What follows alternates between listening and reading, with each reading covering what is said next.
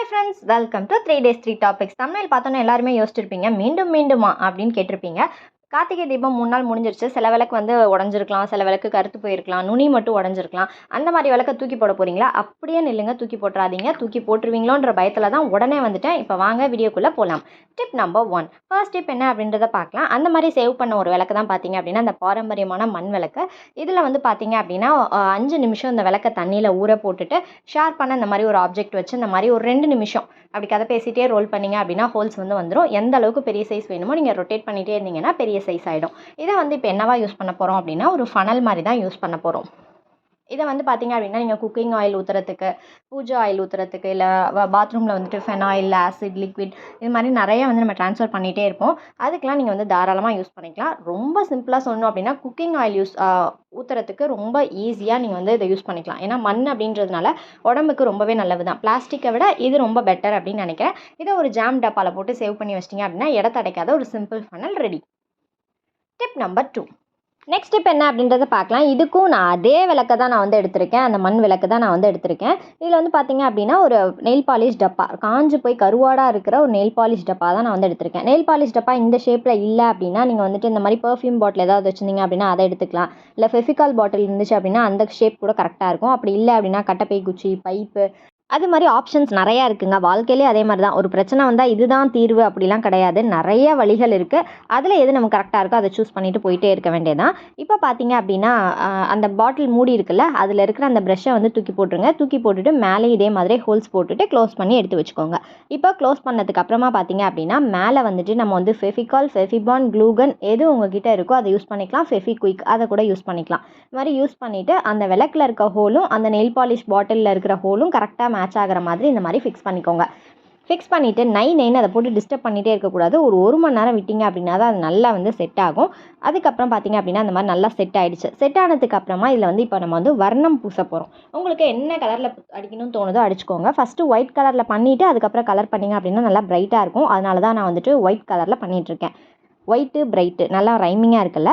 இப்போ நல்லா white try ஆனதுக்கு அப்புறமா ரெட் கலர் பண்ணிவிட்டு அதில் இந்த மாதிரி டாட்டாக அங்கங்கே வச்சிட்டேன். இதை நீங்கள் கெஸ் பண்ணியிருப்பீங்க அப்படின்னு நினைக்கிறேன். ஆன்லைன்லேயே அவைலபிளாக இருக்குது. பட் ரேட் ரொம்ப காஸ்ட்லியாக இருந்தது. அதனால தான் நான் வந்து வீட்டில் ட்ரை பண்ணியிருக்கேன். இப்போ அது அந்த வாட்டர் கேன் மூடி இருக்கும்ல, அதில் வந்து க்ரீன் கலர் பெயிண்ட் பண்ணிவிட்டு இப்போ நம்ம செஞ்சு வச்ச அந்த க்யூட்டான மஷ்ரூமை தூக்கி அது நடுவில் வச்சு செடிகள் நட்டு வைக்கணும்னு நினச்சிங்க அப்படின்னா நீங்கள் வந்து செடிகள் வந்து நட்டு வச்சுக்கலாம்.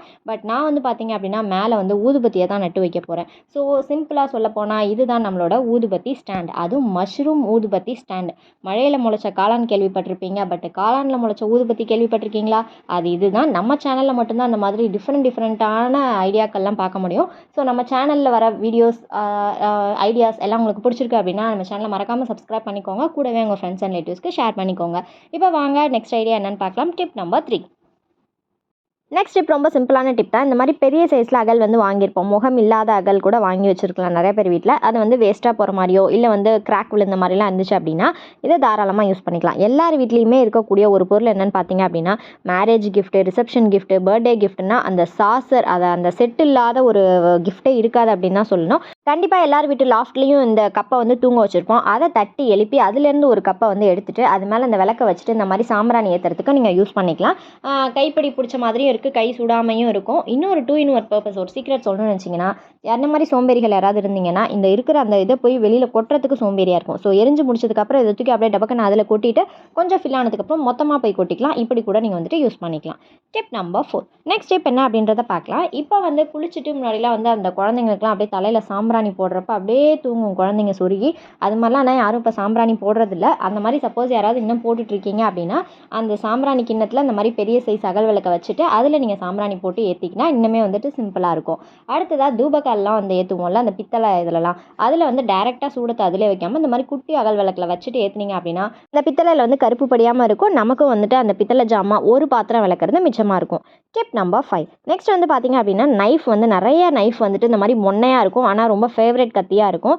அதுக்கு வந்து ஒரு சிம்பிளான ஆப்ஜெக்ட் அமேசானில் அவைலபிளாக இருக்குது. பட் அதெல்லாம் காசு போட்டு வாங்கணும்னு அவசியம் இல்லைங்க. இந்த மாதிரி ஒரு உடஞ்சி போன அகல் விளக்கு இல்லை இந்த மாதிரி அந்த ஷார்ப் இல்லாத அகல் விளக்குலாம் இருக்குல்ல, அதை எடுத்துகிட்டு இந்த மாதிரி கத்தியை படுக்க போட்டு 4 தேய் நரக்க நல்லா தேய்ச்சிங்க அப்படின்னா பல்லு கூசும். அந்த அளவுக்கு நல்லா தேய்ச்சி எடுத்துக்கோங்க. எடுத்துட்டிங்க அப்படின்னா நமக்கு வந்துட்டு வீட்டிலையே ஷார்ப் பண்ணுற ஒரு ஆப்ஜெக்ட் வந்து கிடச்சிரும். இதை வந்து நீங்கள் வந்து படுக்க வச்சு தான் தேய்க்கணும். அப்போ தான் வந்துட்டு 2 சைடும் நல்லா ஷார்ப் ஆகும். இந்த சைடு தேய்ச்சி முடிச்சதுக்கப்புறம் இந்த சைடு வந்து தேய்ச்சிக்கோங்க. தேய்ச்சிட்டோம் அப்படின்னா நமக்கு ஷார்ப்பான கத்தி வந்து கிடச்சிரும். இதே சேம் நீங்கள் வந்து கத்திரிக்கோலுக்கும் யூஸ் பண்ணிக்கலாம். இல்லை எந்த கத்தி உங்களுக்கு வேணுமோ அந்த கத்திக்கு யூஸ் பண்ணிக்கலாம். கொஞ்சம் சூடாக தான் இருக்கும். பெரிய சைஸ் அகல் விளக்கு யூஸ் பண்ணிக்கோங்க. ரொம்ப குட்டி யூஸ் பண்ணிங்க அப்படின்னா கை வந்து கொஞ்சம் பதம் பார்த்துரும். அதனால் பார்த்து கேர்ஃபுல்லாக யூஸ் பண்ணிக்கோங்க. Tip number 6. நெக்ஸ்ட் டிப் என்ன அப்படின்றத பார்க்கலாம். இந்த மாதிரி கிரேட்டர் வந்து சில இதில் வந்துட்டு மழுங்கி போன மாதிரி ஆயிடும். அதுக்கும் வந்து பார்த்தீங்க அப்படின்னா அந்த அகல் விளக்கை வச்சு நல்லா அப்படி ஸ்க்ராட்ச் பண்ணி எடுத்துட்டிங்க அப்படின்னா நல்லா ஷார்ப்பாக புதுசு மாதிரி ஆகிடும். Tip number 7. நெக்ஸ்ட் டிப் என்ன அப்படின்றத பார்க்கலாம். இப்போ வந்து மாடியில் வந்து இந்த மாதிரி அரிசி, பருப்பு, துவரம்பருப்பு, கோதுமெல்லாம் காய வைப்போம்ல, அந்த டைமில் வந்துட்டு கல் போய் தேடிட்டு இருக்காமல் இந்த மாதிரி அகல் விளக்கு இருந்துச்சு அப்படின்னா இந்த சைடு ஒன்று, அந்த சைடு ஒன்று, அந்த சைடு ஒன்று 4 பக்கமும் நீங்கள் வந்துட்டு வச்சுக்கலாம். சூறாவளி புயலுக்குலாம் வந்து இது தாங்காது. மைல்டான இதமான காற்றெல்லாம் அடிக்கும்ல, அந்த டைம்லலாம் வந்துட்டு இந்த அகல் விளக்கை நீங்கள் தாராளமாக யூஸ் பண்ணிக்கலாம். கண்டிப்பாக ட்ரை பண்ணி பாருங்கள். இப்போ பார்த்தீங்கன்னா தெரியும், அந்த நூல்லாம் வந்து ஆடிட்டு தான் இருக்குது. காற்று வந்து அடிச்சுட்டு தான் இருக்குது. பட் நல்லா ஸ்ட்ராங்காகவே தான் இருக்குது. நான் சொன்ன மாதிரி புயல் சூறாவளிக்கெலாம் இது தாங்காது. மற்றபடி எப்போதும் நார்மல் டேஸில் அதை யூஸ் பண்ணிக்கலாம். Tip number 8. நெக்ஸ்ட் டிப் என்ன அப்படின்றத பார்க்கலாம். நிறைய பேர் அப்பார்ட்மெண்ட்டில் இருப்பீங்க. செடி வைக்கணும், பாட் வைக்கணும். இப்போ எல்லாருமே அது ஒரு கலாச்சாரமாகவே மாறிட்டுருக்கு. எல்லார் வீட்லேயும் ஒரு மணி பிளான்ட் கண்டிப்பாக இருக்கும்.